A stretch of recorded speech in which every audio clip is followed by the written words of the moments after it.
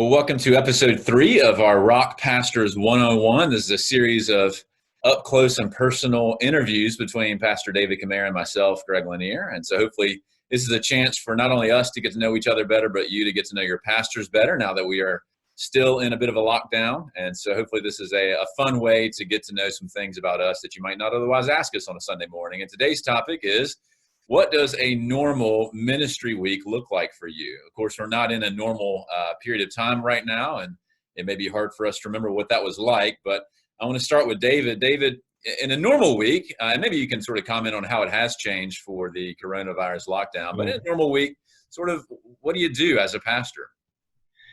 Well, I'm having a hard time remembering what a normal week was like, pre-corona, if that was normal. But in a normal week, after Sunday, so my week sort of begins on Sunday in some ways. And after Sunday, we normally, come home and rest, relax. And Gwen and I go on a walk or do something together and maybe watch something on TV on Sunday night. But Monday morning, I am right back in the office, and I try to get some work done on the text that I'm preaching for the coming Sunday. We have our sermons planned out several months in advance, and so I already know what's coming. So I try to do on Monday. I try to do a translation of the passage, work out the structure of a passage, write down all my preliminary thoughts, questions, ideas that I have to kind of get a sense of where this sermon might be going. And that takes quite a bit of time. So I'll work on that all morning till lunch, try to grab lunch with somebody or just a quick lunch if I don't have an appointment. And then in the afternoon, I try to start doing administration, try to get the rest of the staff, think about what they're doing, questions I have, answer emails, answer phone calls, answer text messages. There's a lot of communication that happens. And then Tuesday, I'm back in the text in the morning again. This time I'm reading commentaries, trying to get insights, looking for illustrations, things like that. And Tuesday afternoon could be some of the same, could be an appointment. Sometimes it's managing office things. Then Wednesday we have getting ready for staff meeting in the morning. Then we have staff meeting on Wednesdays. Try to meet with staff that are actually in the office, connect with them. And sometimes we'll grab lunch or do something together as a staff. And Thursday, I'm working trying to finish my sermon. So Thursday morning, I'll be looking for more illustrations, thinking through application. On Wednesday afternoon, I kind of meet with Tanner, who wants to think about the passage. We think about the passage together, what themes are going to be coming up, what songs would work well for worship, what confession of faith, things like that. So he's off running, selecting music and musicians.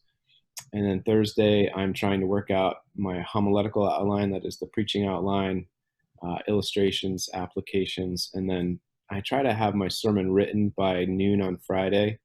So Friday morning, I'll work from home, from my office there, and try to have that done by noon, and then turn to other things. So you may not know that I'm trying to finish a Doctor of Ministry degree in preaching. And so once I get my final manuscript of my sermon done, then I start working on my dissertation and my classes that I'm working on for school. And then I'll start working on yard work and getting things done around the house on Saturday. And then I typically wake up early on Sunday morning, pray for other churches, pray for other pastors that I know, read through my sermon a few times, and then go. So that's it's a regular rhythm of every week having to produce something, which is satisfying in one sense. It's satisfying on Sunday afternoon. It's daunting on Monday morning to face another clean sheet of paper and like, what am I going to say this week? Trying to be creative and thoughtful every week. So my work is a weekly rhythm, and that might differ from other people who work on projects for a long time and don't see any sort of delivery at the end for a month or 2 months or whatever.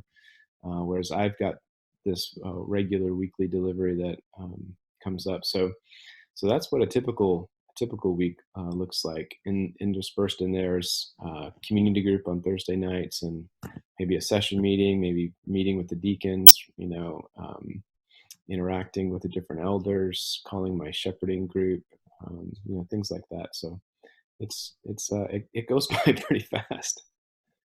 What about you? What does your week look like? You're a hybrid person, so you do pastoral ministry, you do seminary instruction with class load and teaching and grading and all of that, but then you also have research and writing. So you've got like almost like three real separate balls spinning all at the same time. How do you keep all those things going? What's a typical week look like for you?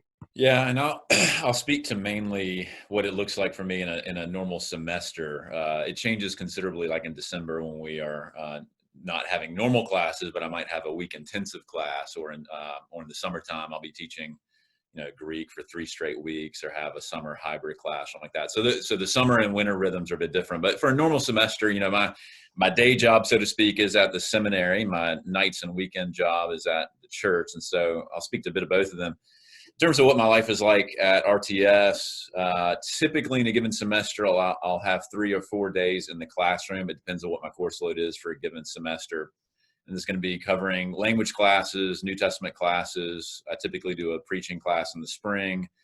I do some electives here and there. I do a New Testament overview class for the counseling students. And so there's something like 8 or 9 total classes I teach, and then it's divvied up across the different semesters. And so on days when I'm in the classroom, depending on whether it's a morning or afternoon class, I'll spend the bulk of the morning prepping for that, reviewing my notes and tweaking the PowerPoint and working out those kinds of things. And of course, I'll do the teaching, which is typically usually a 3-hour block, and so somewhat exhausting.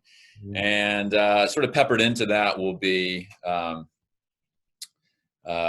checking, email, responding to students, chatting with students, going out to lunch with students, trying to maintain the normal rhythm of grading things as they come in. Most of the grading for my classes is a bit back-end loaded in terms of papers and exams, but I do have intermediate assignments. And so most of the week will be dedicated to student interactions in the classroom or outside the classroom. But you're right, sort of whenever I'm at my day job, when I'm at my desk, apart from the teaching load, there is a fair amount of research and writing load that I try to keep going. And usually I have about 4 to 5 projects going in parallel, some long-term ones, sort of larger book projects, and then I'll try to have some short-term things. And these could be journal articles, these could be blog posts for Gospel Coalition or Desiring God or something like that as they arise. And so we'll have a future interview, or we'll talk about some of that stuff, both your own dissertation work as well as my academic stuff. So I won't go into it now, but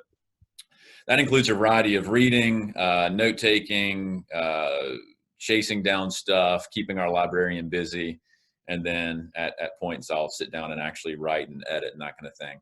And then there's a whole back-end process in terms of typesetting, proofreading, all that kind of stuff. And so that's part of my day job, and it does take a lot of effort, a lot of time, and I try to slot it into various points along the way. And then when it comes to church stuff, there are certain rhythms that take the daytime work. You and I are corresponding a lot sort of randomly throughout the day. And then, of course, staff meeting or intern lunches with Zach.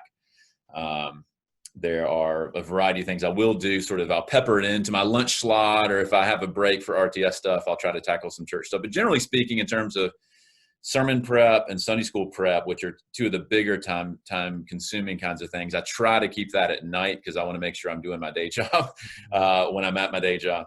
And so once the kids are in bed, that's when I'll typically tackle that kind of stuff, sometimes in the morning as well. And so preaching weeks tend to be the hardest because it becomes difficult to find time to do it right amidst all the other obligations. But generally that stuff takes place at night or on the weekends. And so that's the general flow. And then peppered within that will be travel to various things or Presbyterian meetings and that kind of stuff. So that's kind of how it works for me. But yeah, it is a lot of spinning plates. I'm glad to have them, though. I enjoy it, and things it's been a learning process to figure out how to keep them all spinning. But I wouldn't want to not have any of them. I guess I'll put it that way. So I enjoy all the plates, but yeah, it can be tough at times. So yeah, it's good that you know that you're in the right spot. All right. Well, hopefully that was a helpful little window into what your pastors do. And if you have any questions about that, feel free to reach out to us. But of course, it varies each week. But that's the basic glimpse into how we spend our time. So we will catch you all next time. The next episode will be an interview of our pastoral intern, Zach. So that should be fun as we put him on the hot seat and ask him both some deep things about his life and ask him what his favorite movie is. And if he doesn't say Shawshank Redemption, then cut his pay. Take care.